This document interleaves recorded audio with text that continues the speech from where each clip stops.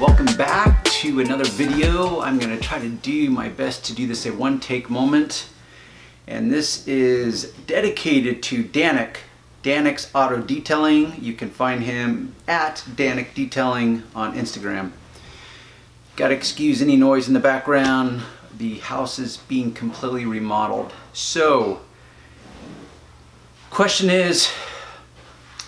is, guy named Danek reaches out to me, as many people do. I have very limited time.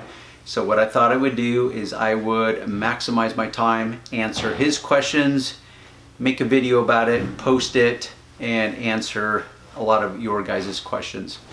What I want to do though is take this one moment that's part of my life and kind of use it to illustrate and teach a greater lesson, which is asking the right questions. Many guys reach out and ask me, what are my thoughts on ceramic coatings? I will add this disclaimer.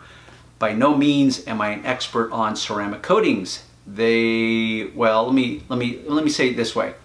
Like everything else in life, nothing is created equal. Many coating companies, many types of coatings. So my simple answer is this: coatings absolutely have a place in the world of auto detailing and car care. The issue I take is twofold. One is that I find that many installers, as in auto detailers, as well as many companies, misrepresent. They hype up all the benefits and features of the product without truly informing the customer of what they're signing on to. That's my biggest issue. My second biggest issue is that the coating companies seem to be adopting the same philosophy that the car care world as a whole adopts and uses, which is, hey, if we can make a coating for the paint, why not make a coating for the glass, the wheels, the brake calipers, the leather, the upholstery, go down the list. So my thought is, well, okay, if I understand that wheels, virtually any stock original equipment wheel comes clear coated, which is virtually the same as the clear coating on your car paint. Now that's a simplification. Now someone out there is going to say like, oh, clear coating on the wheels is very different than the clear coating on your paint. But is it? Because I could take any car and dissect it and say that the clear coating on that car is different than the clear coating on another car, because there's endless formulations. But the fact is it's still a clear coating. So do I need a special ceramic coating for the clear coat on my car and a special ceramic coating for the clear coat on my car wheel or the brake calipers?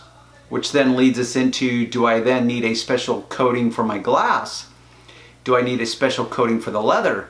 Do I need a special coating for porous materials like cloth, suede, go down the list? The simple answer is yes, I believe, because they are different materials, but I think there's enough of the same materials that they could reduce, let's say 10 different types of coatings down to, let's say, 4 very specific coatings that could take care of all the materials of your car. So those are my two biggest issues. Why I keep looking at my phone is because, well, I'm not going to reveal this. Put it this way, I'm a very busy person. But certain individuals have a very unique way of inserting themselves into my life, and occasionally, when I have time, I will give them attention. Because if I was to give everyone attention as much as I would love to, I would never get anything done. It's that kind of that proverb of, do I want to be a tugboat and I can go out into the harbor and help individual boats safely into the harbor? Or do I want to be the lighthouse on the point of the harbor that warns many ships of the perils and dangers of the approaching harbor? I'm trying to do my best to be a lighthouse instead of a tugboat. So that's the point of this video, or one of the points, which is here I can make a video, I can create a win for everyone. So let me just go down very quickly and answer his questions, because the greater learning point of this video will be about asking the right questions. And I will quote Tony Robbins on this moment. The quality of your life largely depends on the quality of your questions. When I first heard that, it instantly resonated with me, because I thought, that is exactly what I have observed in life. I don't care where I'm at, I am witness to these conversations, and I can see the disconnect that is happening, and I can see that communication is really not happening. I will quote someone else that I'm a fan of, Ayn Rand. She says, to quote her, "The only thing wrong with communication is that people think it's happening." Now, if you follow me along, and you have been following me along for any length of time, you know that I am big on communication. Communication is king. One of those things is the ability to ask the right questions. So often what I find is people are not asking the right questions. Whether I'm going to the gym, to the market, and recently on YouTube, people are not asking the right questions. In fact, as far as I can tell, Danik, because I did a little intel on you, you've got your own YouTube station, Instagram, Facebook, go down the list. It looks like you're a legitimate detailer, so thumbs up for that.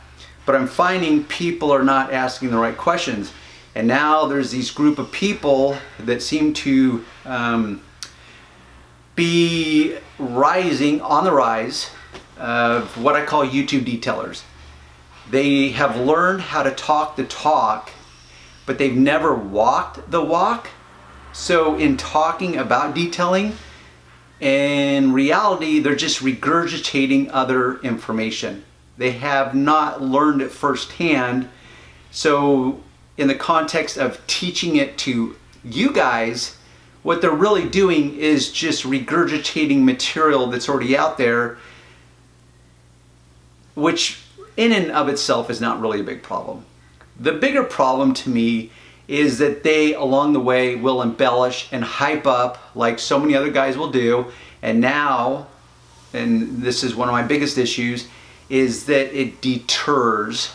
It adds added fear and anxiety to guys that want to get into the business. Because now, people that aren't actually detailers but want to set themselves apart as a detailer or as an expert, they embellish and they make little things into bigger things, and it scares beginners away. That's my fear. So what I'm going to do is I'm going to go down. He has 3 questions, and thumbs up to you, Danik, because you were very concise in laying out your questions. And his specific questions have to do with ceramic coatings on leather. And he references 2 specific coating companies, because there are many coating companies. And this has to do with leather itself. First question, by how long will the ceramic application extend the brand new condition of the leather? Seems like a straightforward question, seems like a basic question.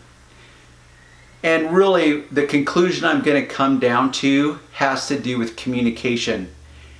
It's understanding that you've got a customer base here and you've got you as an expert over here.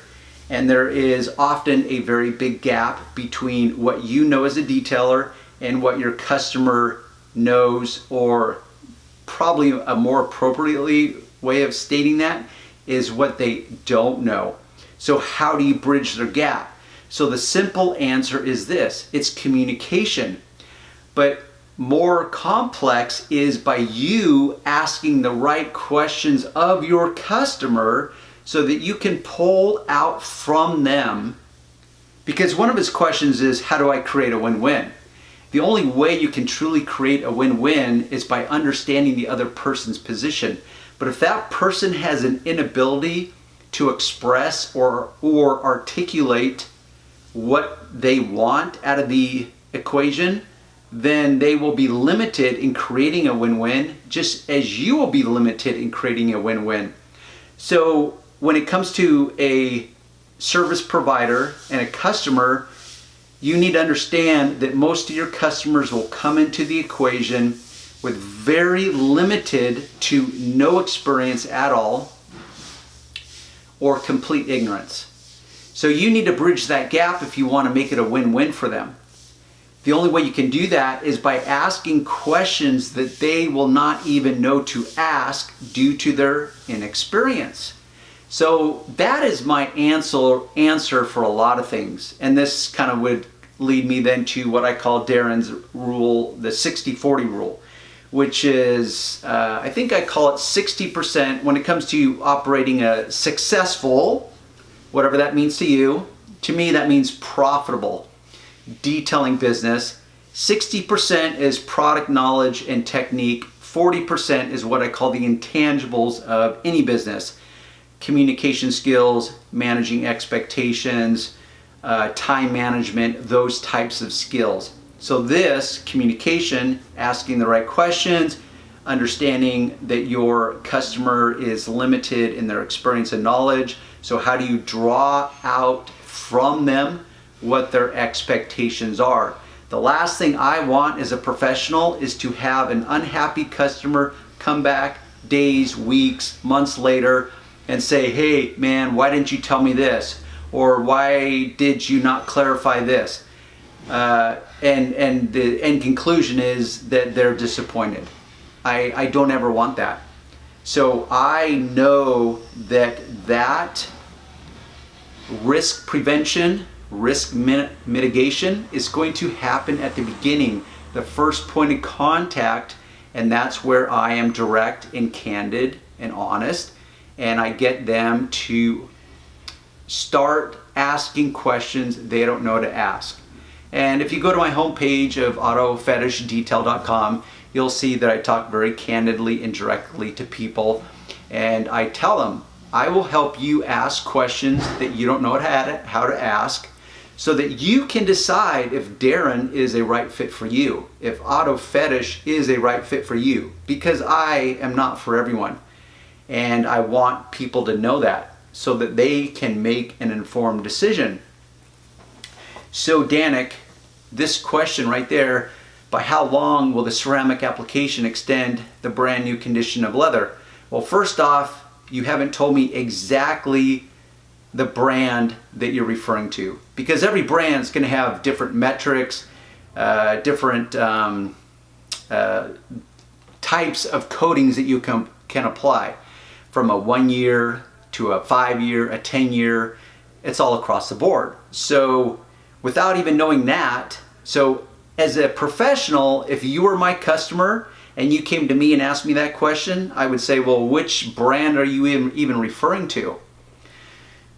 Second part of that very question is extend the brand new condition of leather. Well, okay, extend, because there's a lot of generalizations here. And I know this is where you may say, or others may say, wow, Darren, you overthink everything. It's like, well, once again, if I truly want to deliver a higher level of service to my customer, make sure I have met and or exceeded their expectations, I've got to clarify what they mean by these terms, because everyone will have different meaning to these generalizations.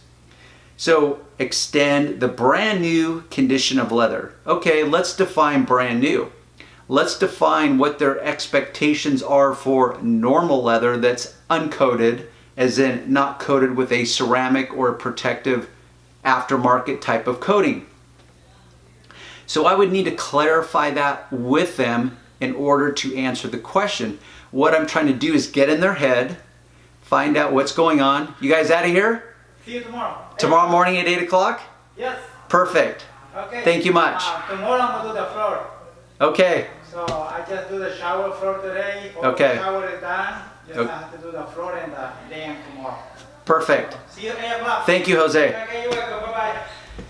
See what I tell you, our entire house is a disaster right now. I fortunately have retained a little bit of a backdrop, my office, so it doesn't look like the disaster the rest of the house is. So, brand new condition, what does that mean to the customer? For example, there's many things that can happen to leather in the course of just normal wear and tear. people generally, as they get in and out of the car, they will slide their butt against the car and wear the finish right off of it. You will get natural grooves and creases in leather that's completely normal.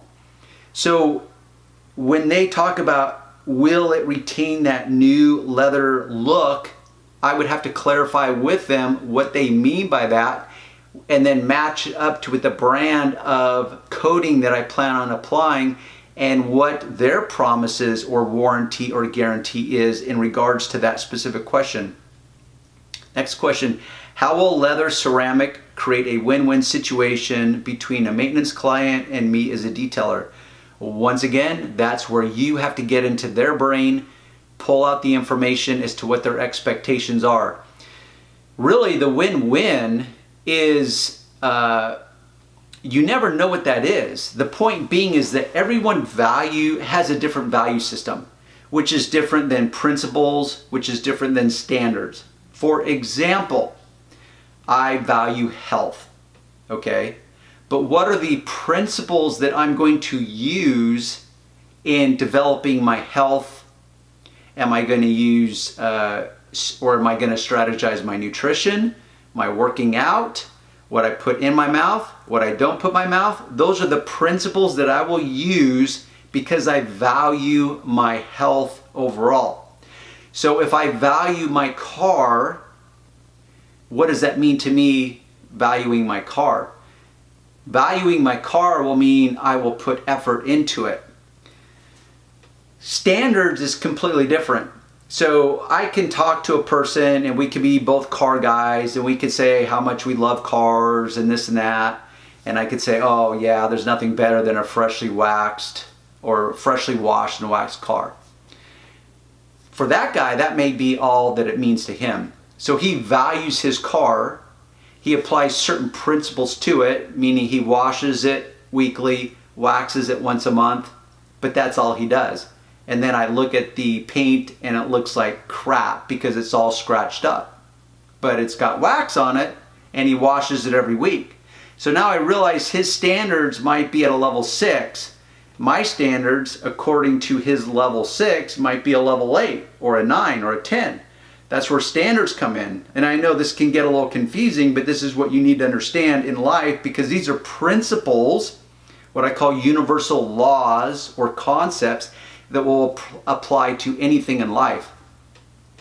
So in response to that question is, you can only create a win-win for both sides based on two dominating things. One is that both sides have the ability to articulate what is a win for them. But if you accept, once again, that your customer is limited and does not have the ability to ask the right questions, that's where you can either accept the responsibility and help them ask the right questions, or at least answer the questions without them having to ask it, so that you can get in their head and begin to understand what represents a win for them. So once you understand a win for them and you know what's a win for you, then you can come to a conclusion as to what's going to be a win-win for both sides. See how complex this can get? I know. It gets a little overwhelming. Third question. 3 fingers, Darren. How much easier will the coated leather be to clean? Hopefully it will be easier, but easier, once again, let me introduce you to another universal principle or law, which is called the law of relativity. Meaning, will it be easier to clean? Okay, easier is in relation to something that's easy. So if this is easy to clean and you want it to clean easier, that's in comparison to easy. I know I'm going to boggle some minds and lose a lot of you, but these really are principles. Meaning, how do I put it? I don't do life in generalizations. You know why? Because the difference always is in the details. The answers really are in the details. What I find in life though, and this is where social media comes in, is we are on instant gratification mode. Very few of us want to apply the tenacity or discipline to dig in, because when you dig in to find the answers, you're going to get dirty. You're going to have to go off the path, get in the weeds. It's going to be messy. It's going to be uncomfortable, often painful. But that's really where the answers lay hidden, is in the details. So I don't do generalizations. I do life in details. And that's where the answers are, is in the details. So just to make sure, this is the law of relativity. For example, when you say, like the simple answer would be, would it be easier to clean? I would hope so, but that's where you would have to default to the specific brand of coating that we're talking about, or that you are possibly going to be applying to a customer's car. What is their guarantee? What is their warranty? What are their claims that they make? As in staining, it will prevent these kinds of stains. These kinds of stains it will prevent or help prevent. The second you add the word help before prevent, suddenly it's like this wiggle, or what they call a weasel clause. It's like, oh, help prevent. It's like, well, could we not argue that anything that you put on that leather would help prevent it from staining? I don't really want help prevents. I want to know that it will absolutely prevent staining. And if it does stain, is there a guarantee to back it up? And just remember that a guarantee is only as good as the company that's offering that guarantee. So if the company dwindles in disbelief a year later, then that guarantee is no good, right? So that last question, will it be easier to clean? My simple answer is, well, I sure hope so, but that's where you would have to define what does easier mean and what does cleaning mean. Can you clean it so thoroughly that you're going to clean the coating right off? How do you remove the coating? And let's say there is a stain. Do you have to remove the coating, deal with the stain, re-dye the leather, recoat it? Can you recoat dyed leather? Because dyed leather really isn't dyed leather. What it really is just basically glorified spray painted leather. If you ever watched them do it, and I've watched numerous guys do it, that's what they do professionally. It's literally like paint and body work. They sand it, they patch it, they fill it, and they literally spray paint it to match exactly like the other color of the leather. So, and that goes the same with coatings on the exterior paint. Let's say you get into a wreck. It's like, oh wow, now I've got to get my body work redone, my car repainted, or that section, and now I've got to get it recoated again. Let's say I get a scratch and someone's going to try to buff it off. Are they going to buff off the coating? And if they do, now do I have to recoat that entire panel? Do I have to recoat the entire car? So this is, now I'm getting into the weeds, and I'm asking questions that most customers will not be able to ask themselves. So me, because I don't want disappointed customers, I want satisfied, happy, returning customers, customers that are willing to tell their friends and family about me. That's where, and that's why I drive home how important it is to manage expectations. But you don't start managing expectations when a problem arises. The managing of expectation happens before problems arise. It's called risk mitigation. Doesn't mean you're not going to ever have a problem arise. It's just I want to limit the risk that's already inherent in the equation. Hence, managing expectations. Hence, asking the right questions of my customer so they can respond to me, so I can understand their perspective, their understanding of what's going on. I can take that, I can process it, and I can apply the right information to them so that they can make an informed decision. And you know what else happens in this communication? Is this so important thing called trust. By you doing that, it may seem difficult, And these skills may seem difficult and uncomfortable, and you don't want to learn them, and that's fine. No one's going to force you. But what's really, really cool is that it will automatically develop trust along the way. Trust really is the foundation of any relationship, especially long term. And I'm always after the long game, not the short game, not the short gain or the short game returns, because those are fleeting and short-lived. I want the long-term gains, because as a rule, the long-term gains are much more significant and impactful. So, I'm going to check. Let me see. How long are we at? Wow, really? That many minutes? Okay. See, get me started. But this is what I talk about. I don't do generalization. I do detailing. And the difference is always in the details. So, Danik, Haley, when you edit this, you can put as intel. I'll give it to you. In fact, Haley, you can just leave this uncut, because we can just keep this as candid and real as I can possibly make it. And until next time, guys, we'll see you on the next video.